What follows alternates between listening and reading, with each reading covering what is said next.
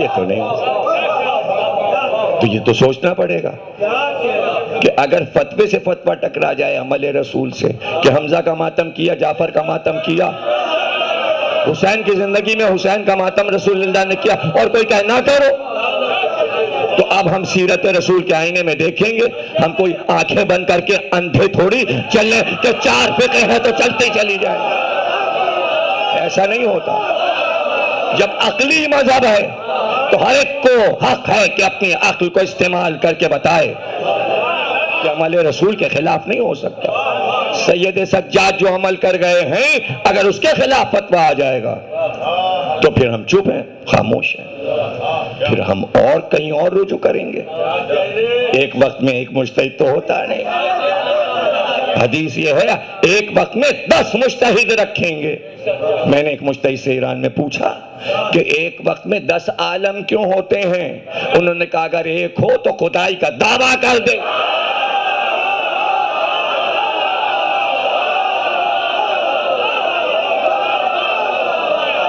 10 رکھتے ہیں، 10 برابر کے 10۔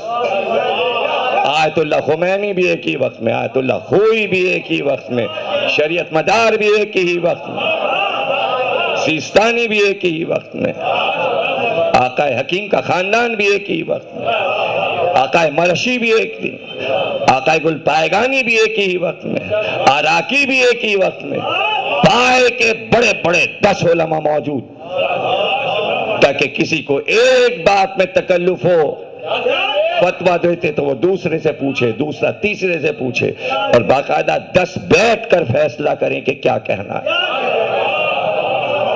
اور روئے زمین علماء سے خالی نہیں ہے، کون کہاں چھپا ہوا ہے، اور یہ طے ہے کہ 313 اسی زمین سے اٹھنے ہیں تو وہ مجتہد سے کم تو نہیں ہوں گے۔ تو 313 یہیں کہیں چھپے ہوئے ہیں جنہیں 12ویں امام کے لشکر میں جانا ہے، اس میں قطب بھی ہیں، اس میں ابدال بھی ہیں۔ تو پریشانی کی بات نہیں ہے، یعنی علم کا مسئلہ الجھا ہوا نہیں ہے، علم کا مسئلہ سلجھا ہوا ہے۔ من بعد ما جاءک من العلم فقل، جب علم آ گیا تو جھگڑا کیسا؟ علم آنے سے پہلے جھگڑا ہوتا ہے، علم آنے کے بعد جھگڑا نہیں ہوتا۔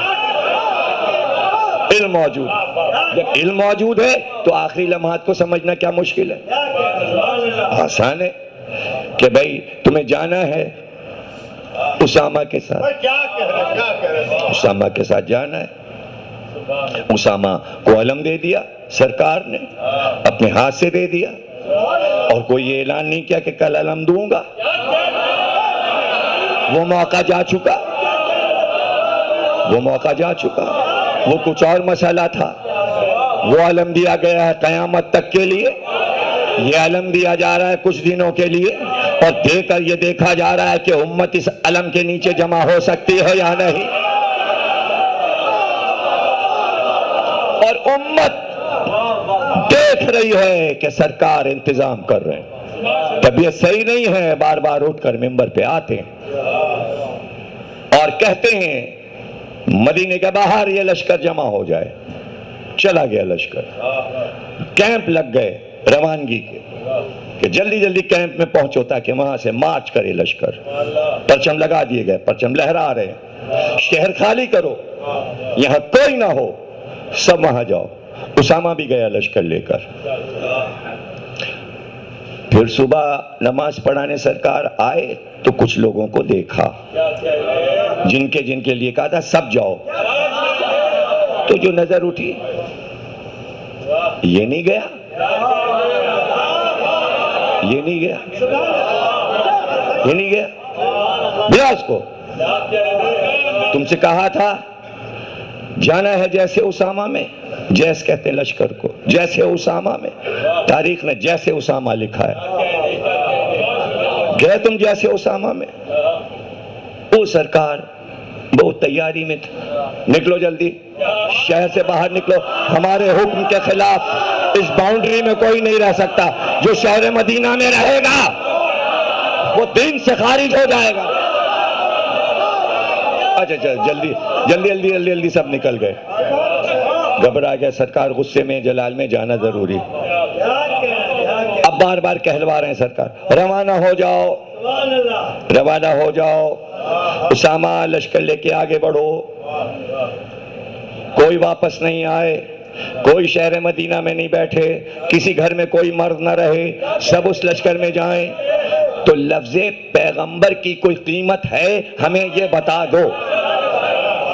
غدیر کو چھوڑ دو، اس میں اہل بیت کا معاملہ نہیں ہے۔ اگر علی کو بھیجا جا رہا ہوتا تو پھر غدیر والا جھگڑا تم یہاں کھڑا کرتے۔ علی نہیں جا رہے، حالانکہ علی کے بھائی مارے گئے ہیں جعفر۔ حق ہے رسول کو کہ اپنے بھائی کے انتقام کے لیے سگے بھائی کو بھیجیں، لیکن باپ اور بیٹے کے مسئلے کو رکھ کر رسول نے بتایا کہ بھائی بھائی کی وراثت تمہیں سمجھ میں نہیں آ رہی ہے تو باپ اور بیٹے کی وراثت سمجھ میں آئے کہ بیٹے کو حق ہے کہ قصاص اپنے باپ کا لے۔ تو اب جا رہا ہے بیٹا باپ کا قصاص لینے رومیوں سے، تم جاؤ اگر لا الہ کہا ہے تم نے، اس لیے کہ حکم اللہ ہے کہ یہ جائیں، میں نہیں کہہ رہا، اللہ کا حکم آیا لشکر جلدی بھیجیے۔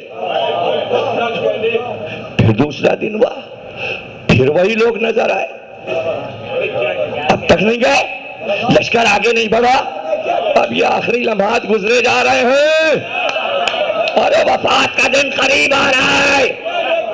آپ کہاں بیٹھے ہیں؟ تیسری تقریر ہے، اور روز کی تقریر میں وفات قریب آئے گی اور قریب کا لمحہ میں آپ کو سناؤں گا۔ یعنی فاصلہ نہیں، آخری لمحات آپ سمجھ نہیں رہے کیا ہوتے ہیں، اب چلے اور اب چلے، یہ ہے آخری لمحات۔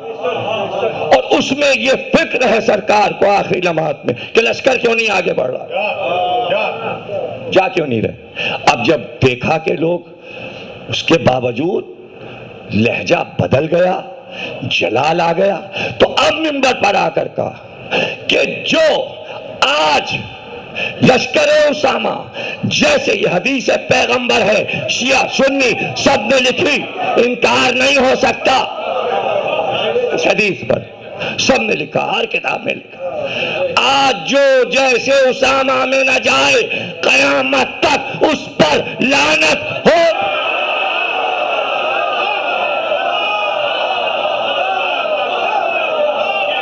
آج جو جیسے اسامہ میں نہ جائے قیامت تک اس پہ لعنت ہوگی۔ نکال دو حدیث، نکال دو، پیغمبر کے لفظ کی قیمت ہے یا نہیں یہ بتا دو۔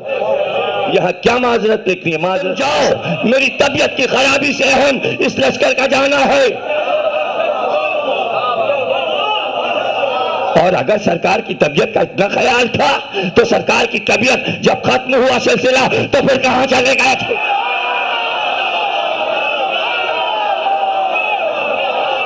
تو بس ریسرچ کر ڈالو، اے پڑھے لکھے مسلمانوں، ریسرچ کر ڈالو کہ یہ کیا واقعہ ہوا ہے آخری لمحات میں، کیا واقعہ ہوا ہے۔ تو سرکار کی زندگی میں یہ لشکر نہیں گیا، ابھی آگے پڑھتا ہوں، سرکار کی زندگی میں یہ لشکر نہیں گیا۔ تو سرکار کی اس حدیث کی قیمت ادا کریں مسلمان کہ جیسے اسامہ میں آج جو نہ جائے، یہ آج کا لفظ ہے، الیوم اکملت لکم، آج وہ بھی ایک آج تھا، ایک آج یہ ہے، اس آج میں ولایت کا اعلان تھا، اس آج میں لعنت کا ہے۔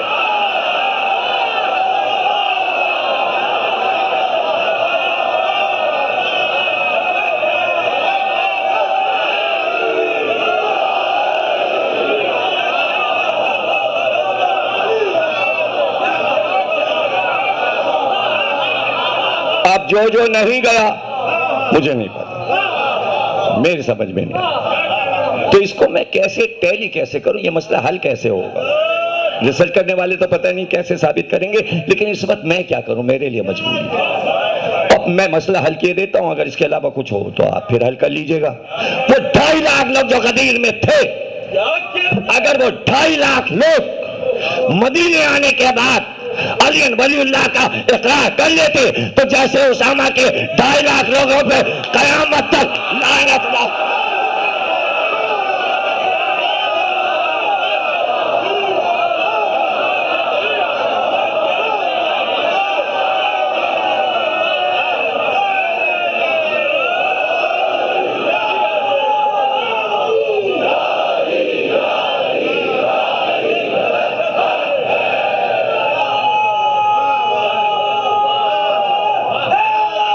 بہت اچھا آپ کا جذبہ ہے ماشاءاللہ، اور سب کے جذبے یہی ہیں کہ یہ تو شروع ہی میں کہہ چکا کہ بھائی عیسائیوں نے یہودیوں سے معافی مانگ لی ہے، بس ذرا سی دیر ہے کہ تمام مسلمان شیعوں سے معافی مانگ لیں، اور اگر ہم سے نہ مانگیں تو کم از کم اہل بیت سے تو مانگ لیں۔